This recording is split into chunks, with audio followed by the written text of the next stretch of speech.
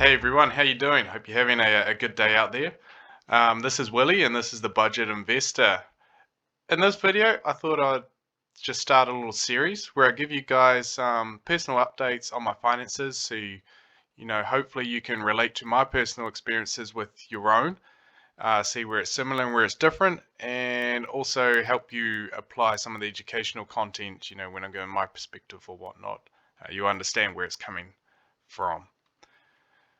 So just to, give you a quick backstory about myself, I think this will be really helpful for framing some of the conversations we have and where I've been in the past to where I am today. So back in 2017, over the Christmas period, I was clearing out some of my old belongings from my parents' house, and I came across the Rich Dad Poor Dad book. Some of you may have already heard about it, and it's quite an easy read. And I read it again, and it was really good. So I think when I was about 14, my grandparents gave me this book, and I I read it and was really inspired by it. Like I said, it was a bit of an easy read. Um, yeah, at the time, I said to myself that I wanted to be semi-retired by the age of 30. Um, and obviously, this book is quite focused on property investment in the United States. That's where he made some of his money back in the 90s. But that's not really the message I took out of it. I didn't really think you had to become a property investor per se to, be semi-retired. But the big message I took out of the book was there's a difference between, rich dad and poor dad. There's two different universes. One's thinking poor, one's thinking rich, and the pros and cons of both. So that's what I really took out of the book. Flash forward to 2017. I'm now 27, and that dream of being semi-retired by 30 seems to be up in smoke. A bit of it's 3 years away. Unlikely to be the case. But hey, I thought, look, starting at 27 is a lot better than starting at 50, so I got that going for me. And so that's what really kicked my mindset back into thinking about my future and taking care of myself financially was that moment then. So some other useful information about me. I'd been working as a uni graduate for about 2.5 years now. So I finished university a few years ago, and was working and earning around, I'd say around the $52,000 mark. I lived in Wellington until I was 24 years of age, and then I moved to Hawke's Bay for that graduate role out of university and had been working there. And I had also met my partner earlier in 2017 as well, in the year 2017 as well. And at the time, we were still living separately. So that kind of gives you a bit of background information of where I was and how I got to the point where I started thinking about myself a bit more. From there, I decided to, set myself some new, more realistic goals instead of being semi-retired by 30, which I no longer thought was realistic. And since then, I've read, many more pieces on goal setting, and a big theme that I think many of them, the goal coaches or the books or whatever that you read into is all about what is your why, what drives you to make your decision making, and that's really the key driver and should frame all your thoughts. And so, a part of this, I decided to have a look at where I am now in 2017. Where do I want to be and when, and sort of how do I achieve this? And all this should be like focused around my why. And one of the books I read was from Graham Fowler, who's a property investor from the Hawke's Bay. And he sort of broke down how he viewed, your why, what, how, and when. And it's no hard and fast rule, but it's to sort of conceptualize how important is why. So, in terms of investing for your future, he thought your why was, 90% it drove the decision making, and you should place the most importance on why. Why is it that you're investing? And from that, you'll decide what you want to do. So, maybe that's, 8%.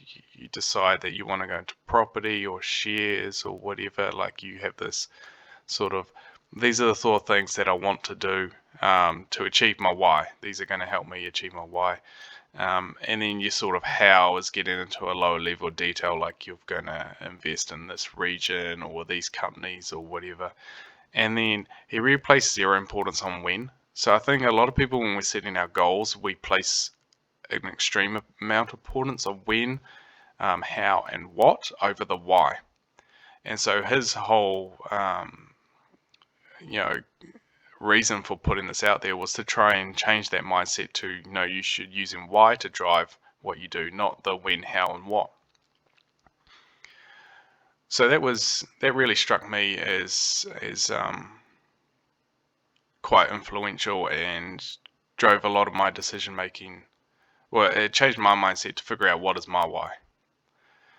So when I started thinking about my why, I first started thinking about retirement. I think, everyone who's around my age, it's quite unlikely that there could be government superannuation when we retire. So we've got to start thinking about ourselves a bit more. And when I started thinking about that, I realized that that's quite a far away thing. And actually, some of my whys were a bit sooner than that.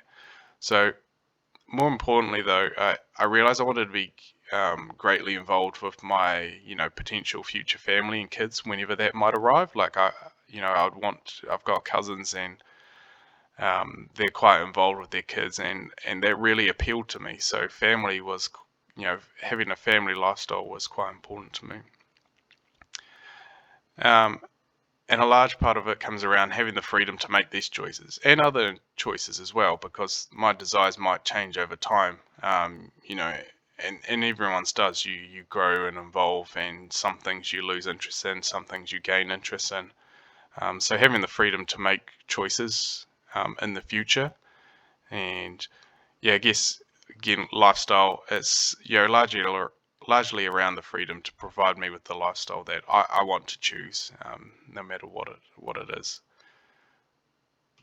So then I had a look at where am I now, and I didn't have too much, or that's what I thought at the time. And if we look here, I've got a little table sort of summarizing what I had. So I thought I had a little cash and a little bit of credit card debt to go with that. Earlier in the year, I had bought some Bitcoin at the very start of the Bitcoin bull run back in 2017, all that hype. And then surprisingly, when I checked my KiwiSaver, it was something I hadn't really paid any attention to, and I had built up $16,000 in it. And that was sort of over the last 6 years of working part-time and then a couple of years out of university. So it wasn't incredibly huge or life-changing or anything, but it was a lot more than I thought that I had to my name. And it was enough to make me start thinking about what I could do with what I had. I also had a student loan from my university days, and as you can see in this total, I've kind of got two. In this table, I've got two totals. So one's including net worth, and one's including student loans, and one is excluding student loans.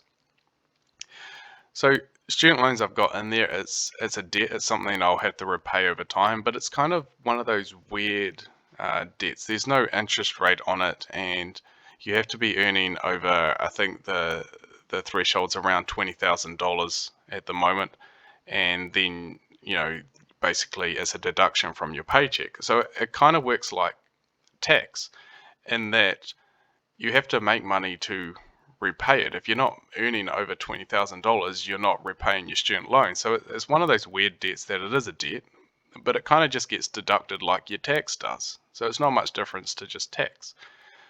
But eventually over time, you will have repaid it, and then it's kind of like you get a little pay increase. Like you no longer have that deduction. I mean, over your lifetime, your tax is never gonna, the amount of tax you pay is never gonna decrease. It only ever really increases. But for a while, I was looking at it with these two totals. It was kind of like, okay, hey, look, if I wasn't working anymore from today onwards, what would be my net worth. So obviously, if I never worked again, I would never have to repay that student loan, kind of.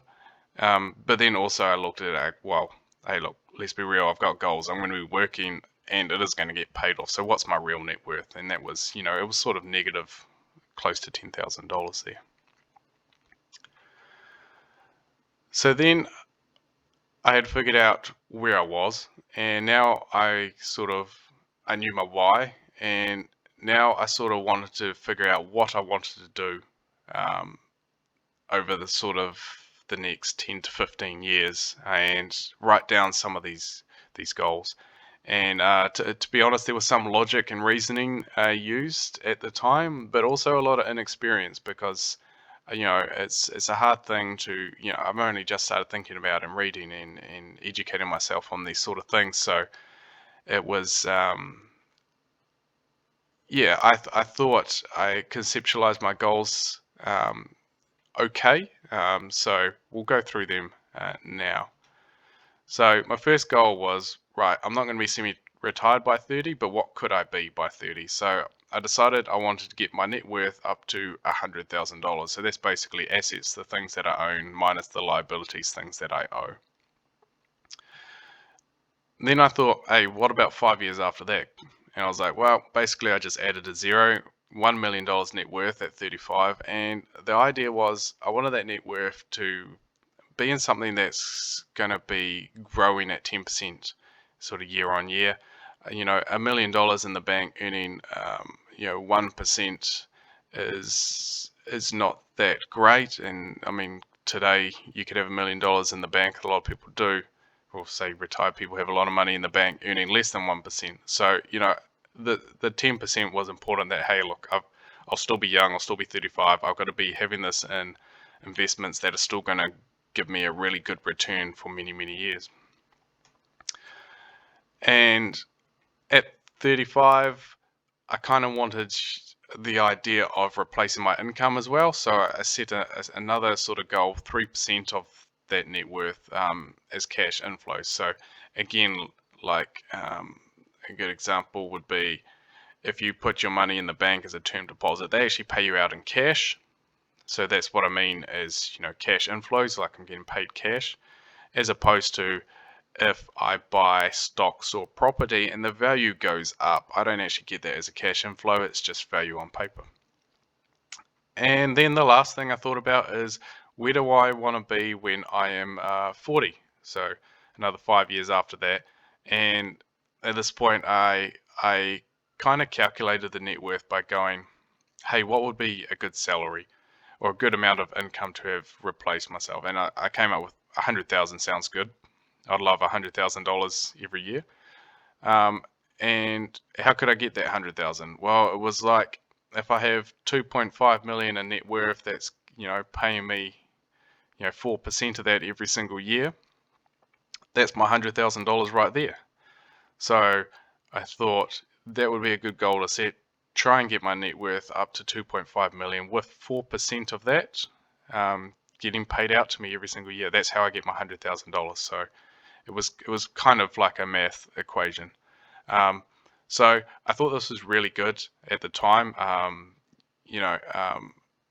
I had written something down into words, and I now have something to work towards. And I used some logic and reasoning, and even though I might have had some inexperience, it was better to get something down on paper, because then over time I am going to become more experienced and I'm working towards something and I can adjust these in the future. So that's where I got to, and that was me back in 2017. So this is the first update of me at the end of 2017. I've got a few more updates to go through, and I'll explain, sort of what happened in these periods and what were the changes and how I was tracking to my goals and did anything change my whys and all that sort of jazz. So I hope you enjoyed this. I hope it provided you a good sort of background of myself and where I was at the start of my journey. And soon I'll be releasing some more videos with, along the journey to where I am today, and then we'll be continuing these going forward. So hope you liked the video. If you did, give it a thumbs up, subscribe, share it with your friends or whatever. If not, keep safe, take it easy, and we'll see you in the next video. Cheers.